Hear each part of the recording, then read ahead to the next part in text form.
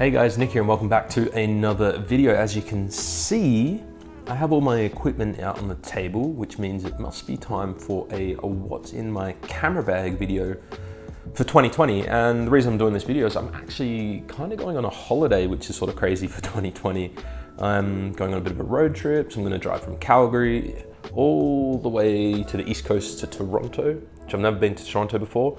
And I'm pretty pumped because it's going to be fall, because it's going to be probably like the 20th of September by the time I've done that long drive, and pretty keen to take some photos over there and just sort of see the East Coast. Definitely gonna be safe about it, gotten tested, we've got negative results, so we're being responsible about this as well. But on the other hand, I thought I'd do a sort of what's in my camera bag video because I'm gonna start packing all this so I can start leaving. So let's get into it, and we're gonna start I guess with the camera bag, because I am trying a new camera bag for this trip, because if you saw one of my recent videos, the bag just sitting in the corner there, was the douchebags, the backpack. That was my camera bag, and I just hated it. It just I just could not use it, and I wanted to try something a bit different. So if you look at my channel, I've used, back entry bags, full front entry bags. I've used the Peak Design side entry bags. Time to do something different. So the bag I'm trying this time is the Brevity Jumper Backpack. So it is a bit smaller than what I'm used to. It's 18 liters, so you can't get too much in it. But the difference to this bag to the rest is it's not a full front opening backpack. It's like a half section. So I figured let's give that a whirl and see how it goes and put it through its paces. So what we're gonna do is we're gonna start packing that, and I'll go through all my gear while I'm doing that. This backpack's pretty cool because it does have a little side entry pocket. It has a little bit of an organization flap at the front here. And then obviously you open it up. Got a small section for camera gear, which is good because I don't tend to carry too much. You do have this little section at the front here that opens up. It's not massive, but it does have a little bit of space in there.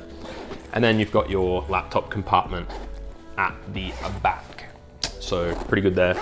Should be able to carry the majority of my things. And honestly, so far, I like it. It's made of this sort of really soft nylon material, as opposed to the douchebag's backpack, which was a bit harsher, I guess, to the touch. I don't know. But so far, so good. So let's start packing the front section of this bag. So there's a few little pouches here for organization, and everything I mentioned in this video, obviously linked down below. They are affiliate links, but it doesn't cost you anything to use them, but I get a bit of a kickback, help support the channel, so yeah. So in this front pocket, what I'm gonna do is it's gonna be more like my quick access section and things that I'm gonna use a lot of. So the first thing I'm gonna put in there is my SD card reader. This is just a standard Apple one because, I need a dongle, and this is the only dongle I actually own. So that's just gonna slot in the front there. And the reason it's just easy for me to get to, I'm also gonna put my two Samsung T5 drives. So I've got a blue one for video, black one for photos. Honestly, I should probably swap them around because the blue one's only 250 gig. This one's a 1 gig. This one's a 1 terabyte actually. But either way, nice super fast drives. Once you switch to these, I know they're expensive, but once you switch, you're never gonna go back. They're just super handy. So I'm gonna slot them in there. And with them as well, just their standard USB-C to C cable in with them so that I can use it. Okay, what else are we gonna chuck in the front there? Honestly, probably just my Magic Mouse. I use this because sometimes it's nice not to have to, when you're in Fusion and when you're editing, having my wrist just on the touchpad, trackpad there, sort of cramps up a bit. I do have a metal plate in my wrist, so that just anyway, much better having this. So I'm just gonna slot that in there as well. And then in terms of everything else, just a standard Moleskine notebook, nothing special about it. And that just sort of slots in, and then the pen can kind of just go in one of those slots there. And I think that's it just for that little pouch there. Cool, doesn't take up, doesn't make it too bulky, which is good. Now onto the camera flap. So the first thing we're gonna chuck in there is this Rode Video Mic Go. I do not recommend you buy it. I think the Video Micro is just better value. It's like $20 or so cheaper. It's way smaller, and I just don't think you get like performance to cost value when you get this one, but anyway, it's the one I've got, and that's just gonna slot in there. Cool. Now I'll do the camera last. We're gonna do my filters. So I'm currently using Polar Pro filters. We've got the Peter McKinnon variable ND, which is the 2 to 5 stop one. That kind of lives on the camera, but I leave the case there just in case. And I also have a circular polarizer as well. So I just keep them in their cases. I'll probably end up buying a filter case at some point just because that takes up a fair bit of space just for 2 filters. But they sort of just slot in the side there, works well, relatively well. We're also going to chuck in, I guess, the charger. So just the Canon battery charger that can go in this side as well. No, let's put it in, we'll put it in this side. And then on this side, I'm also gonna put just my Lume Cube panel mini, which is, there you go. So it's just a little LED light, always good to have on you just in case. So chuck that in there.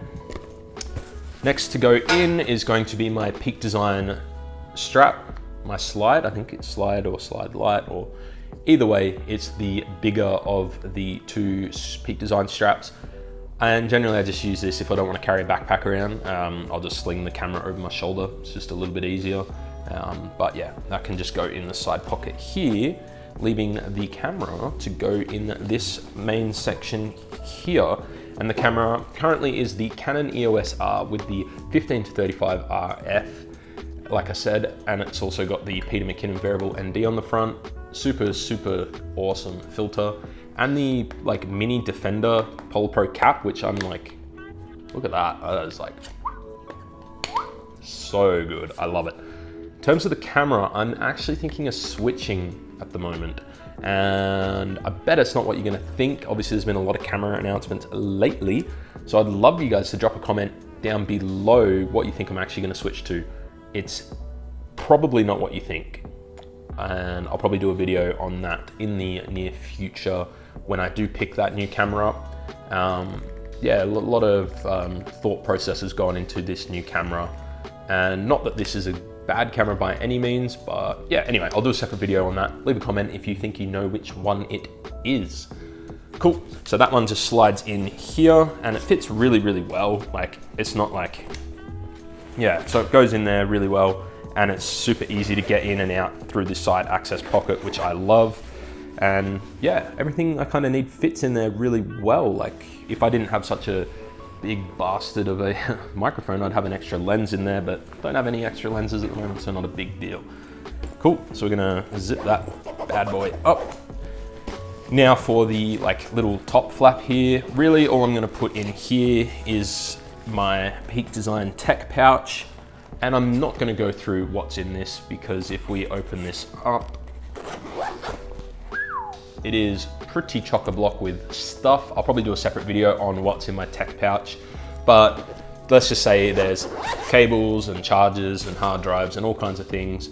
And yeah, I think it's a pretty cool tech pouch. I really, really enjoy it. And so that's going to go in the top part here. And it fits pretty well. Like you can see there, like it fits almost perfectly in there. There's a little bit of extra room, like you could probably fit a t-shirt or something. Maybe just, I think if you put the tech pouch down flat, then you get a little bit of extra space in there. So anyway, there's a little bit of extra room, so that kind of zips up in there. Perfect. And then at the back, my MacBook Pro 16-inch with a D-brand sort of like hexagon skin on it. And honestly, it just goes right in there and it fits really, really, it did. There we go, perfect. So you got like a fair bit of, maybe like an extra inch of space in there. So it fits really well. And it's got a nice weather resistant zipper on there. And yeah, that whole kit is in that bag. And it honestly, like, I don't know if we're gonna get this on camera, but